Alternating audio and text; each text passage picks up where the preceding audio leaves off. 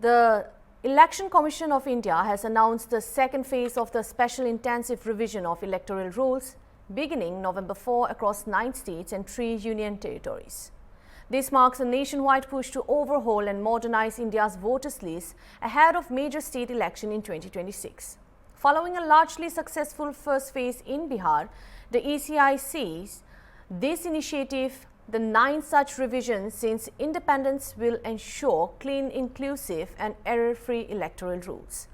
Chief Election Commissioner Gyanesh Kumar, during a press conference in New Delhi, emphasized that the exercise is a constitutional duty under Article 326, guaranteeing universal adult suffrage and electoral integrity.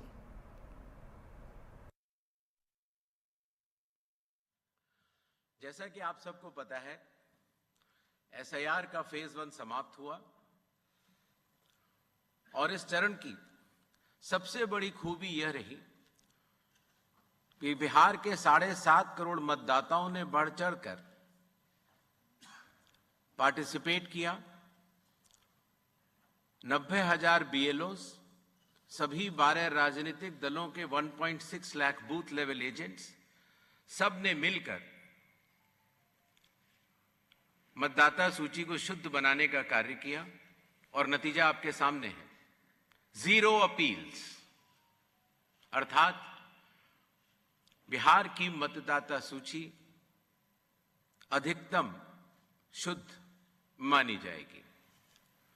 अब phase 2 12 राज्यों में या संघ शासित प्रदेशों में आरंभ होने वाला है। किसी भी मतदाता के लिए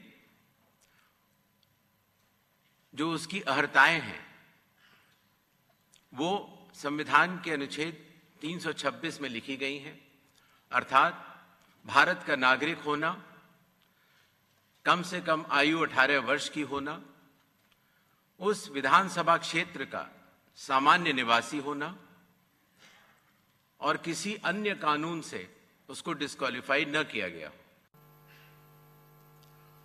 एसआईआर के समय ईआरओज और एईआरओज मिलकर सबसे पहला जो काम करेंगे वो इन्यूमरेशन फॉर्म्स को प्रिंट करेंगे। जिन राज्यों में एसआईआर हो रहा है या अभी होने वाला है, उनकी मतदाता सूची आज रात को 12 बजे फ्रीज कर दी जाएगी और उन हर मतदाता को जिसका नाम उस सूची में है, उसको एक यूनिक इन्यूमरेशन फॉर्म प्रिंट करके बीएलओ उसके घर देने जाएंगे। इन्यूमरेशन फॉर्म में वो आवश्यक डिटेल्स होंगे जो कि आज की मतदाता सूची में हैं। जब बीएलओ फॉर्म्स डिस्ट्रीब्यूट करना शुरू करेंगे एग्जिस्टिंग इलेक्टर्स को, उसके बाद इन्यूमरेशन फॉर्म में जिसका भी नाम है वो उसको लिंक करने का प्रयास करेंगे कि क्या उन्हीं का नाम 2003 की सूची में था। अगर था तो उनको कोई भी कागज और नहीं देने होंगे। इसी तरीके से अगर उनका नाम स्वयं नहीं था और उनके पिताजी या माताजी का नाम था तो भी उनको कोई और कागज नहीं देने होंगे। तो ये लिंकिंग और मैचिंग, बिहार जब हमने एसआईआर किया था तो सिर्फ बिहार की अवेलेबल थी और आज पूरे देश की 2002 से 4 में हुए एसआईआर की मतदाता सूची जो लिंक दिया गया है voters.eci.gov.in पर कोई भी देख सकता है और इस मैचिंग को स्वयं भी कर सकता है। So what is SIR? The question is that the special intensive revision is an in-depth verification of voters' lists carried out door-to-door by booth-level officers, also known as BLOs, to ensure these points, which are that all eligible citizens 18 years and above are enrolled. Duplicates, deceased or migrated voters are removed. Voter information, age, address, gender are accurately updated.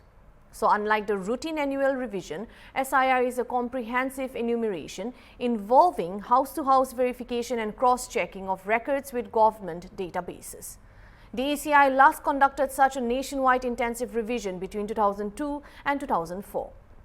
The entire process is overseen by CEC Gyanesh Kumar and Election Commissioner Sukhbir Singh Sandhu and Rajiv Kumar.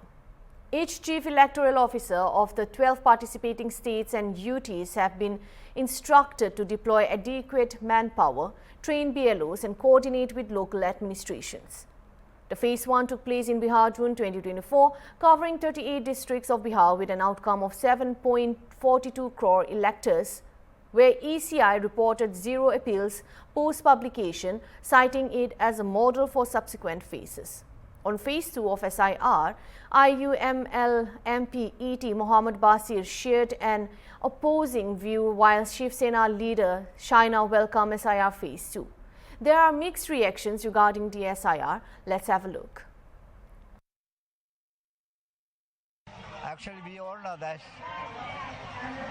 this SIR, the move on the part of the Election Commission as well as the government of India is very dangerous and it's anti-democratic, and we all know that what kind of illegal things they did in Bihar.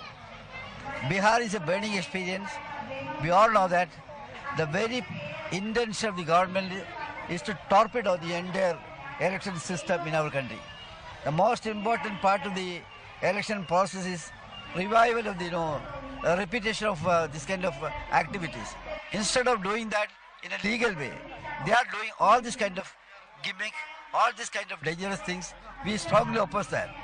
We know Rahul Gandhi did a marvelous work in the best interest of the nation. We all stand with his view. He has categorically stated what kind of wrongdoings they did. We all understand that it is fact. The entire country believe that effort of Rahul Gandhi is really wonderful. We once again say that we will oppose this. They are now extending to other states also.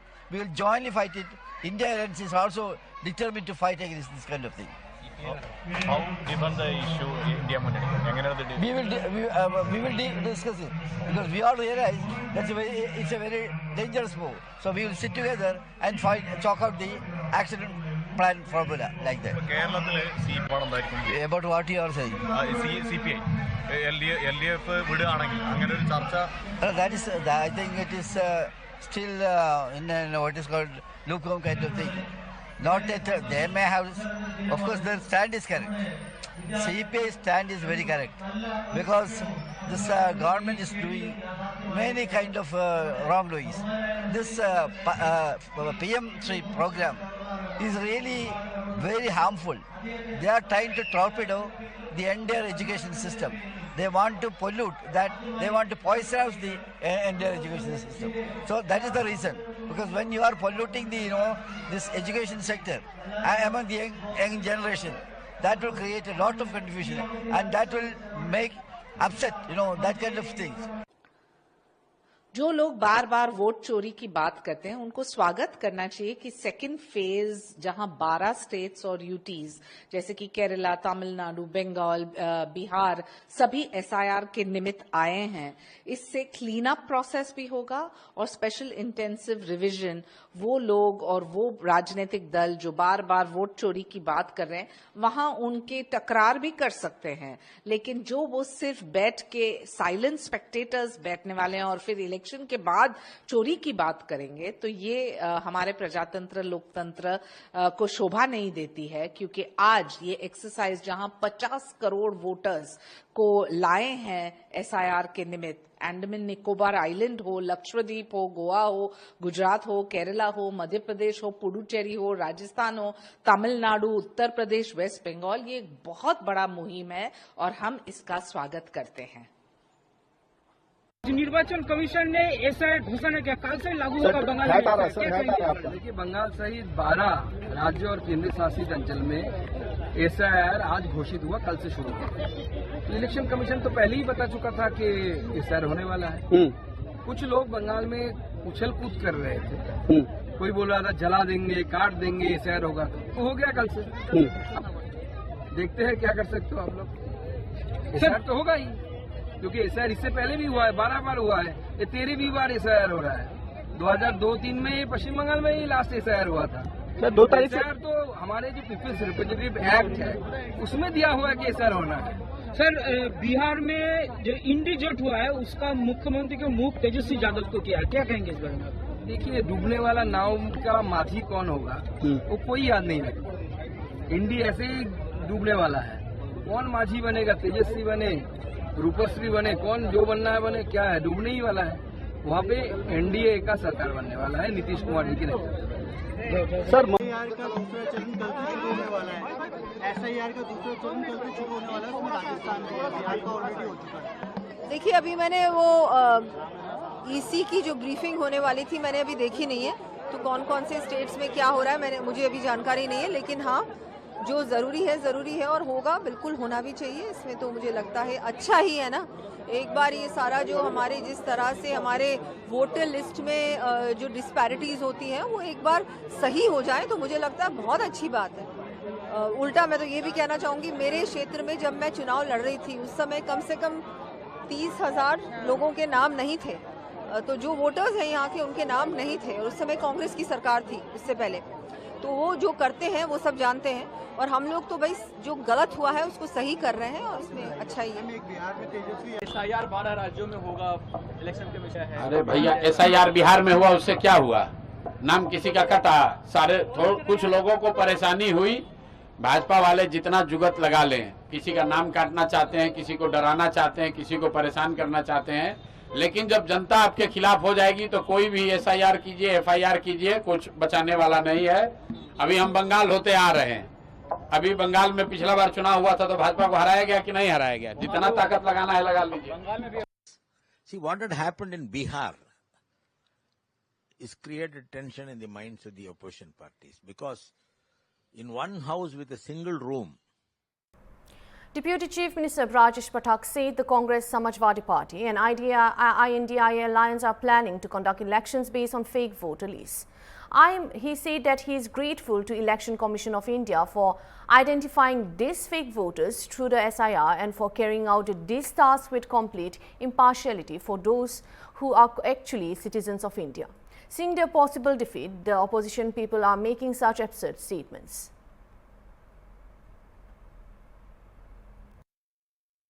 Congress और Samajwadi party इंडी गठबंधन के लोग ये fake मतदाता सूची के आधार पर मतदान कराने की योजना बना रहे हैं। मैं भारत निर्वाचन आयोग का बहुत बहुत धन्यवाद प्रकट करता हूं, आभार प्रकट करता हूं कि उन्होंने ऐसे फेक मतदाताओं को एसआईआर के माध्यम से चिन्हित करके जो वास्तव में भारत के नागरिक हैं, मतदान करने की अहर्ता पूरी करते हैं, उन सभी को मतदाता सूची पुनरीक्षण कार्य के माध्यम से यदि काम भारत निर्वाचन आयोग निष्पक्षता के साथ कर रहा है, ये विपक्षी दल खासकर कांग्रेस और इंडी गठबंधन और सपा के लोग अपनी संभावित हार को देख करके और फेस सेविंग के लिए इस प्रकार के उलूल जुलूल बयान दे रहे हैं। ये आधार खो चुके हैं।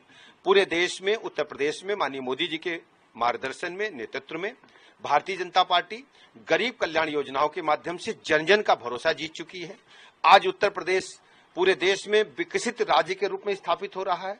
उत्तर प्रदेश की चर्चा पूरे राष्ट्र में है और ये समझ चुके हैं कि धरातल इनके पास नहीं है, इसीलिए ये केवल फेस सेविंग कर रहे हैं। जानते हैं कि संभावित हार इनको सर पर मंडराती हुई दिख रही है। अखिलेश सर एक धमकी दिया है।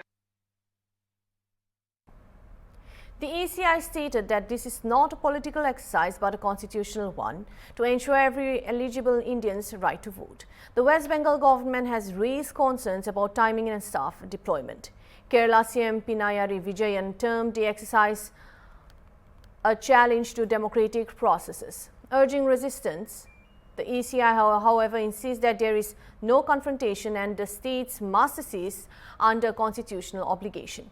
There is a special case which is for Assam, as Assam is excluded from this phase due to citizenship verification procedures under the Supreme Court supervised NRC process. UP BJP Chief Bhupender Chaudhary said the opposition had a negative agenda. The revision of electoral rolls is done each year. No one should have a problem with SIR and it is a step forward transparency in the election process. Rahul Gandhi held a campaign against SIR, but when the final list of electors came out, there was no discrepancies in it.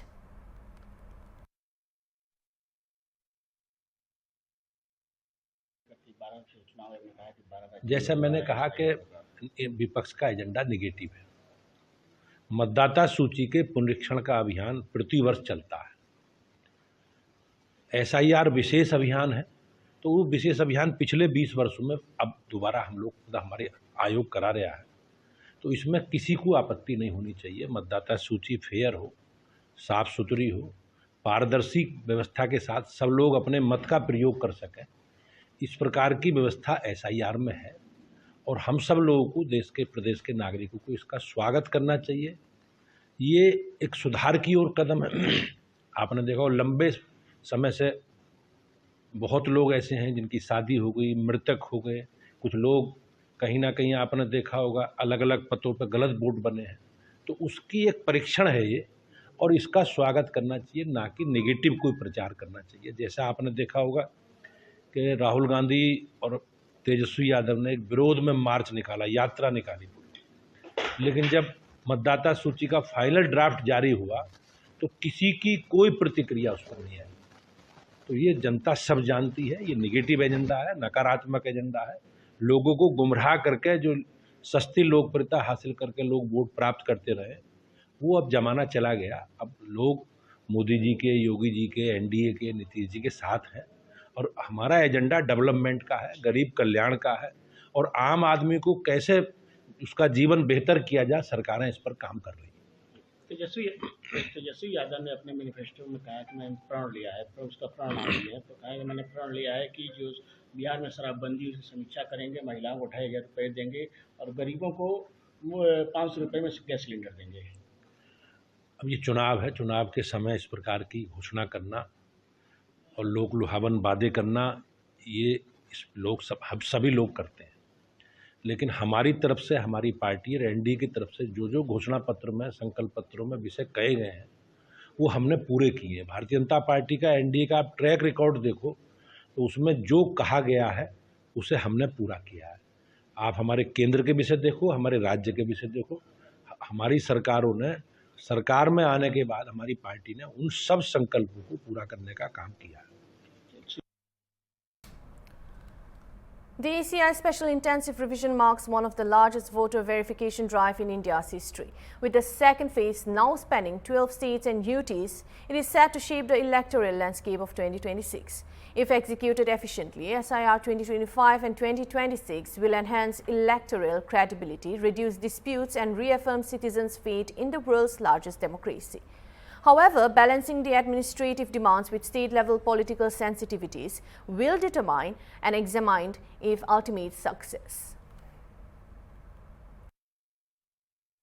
SIR राज्य सरकार ने, Bharatiya Janata party ने, इस double engine की सरकार ने नगर निकाय और पंचायती राज के जनप्रतिनिधियों का अधिकार और बजट दोनों छीनने के लिए और वोट चोरी करने के लिए ये SIR की घोषणा की गई है, जिससे न तो बांस रहे, न बांसुरी, न चुनाव कराना पड़े, न इनके पोत और माजने सामने आए, जिससे इनकी परछरी बरकरार रहे, क्योंकि इन्होंने 2.25 साल में एक धेले का काम किया नहीं, 1 रुपए का काम किया नहीं। लिखित में दिया है कि हमारे यहाँ पंचायती राज और नगर निकाय के चुनाव इस वर्ष फरवरी से पहले नहीं हो रहे हैं, आप इसकी SIR कर दीजिए, वरना चुनाव आयोग का नियम है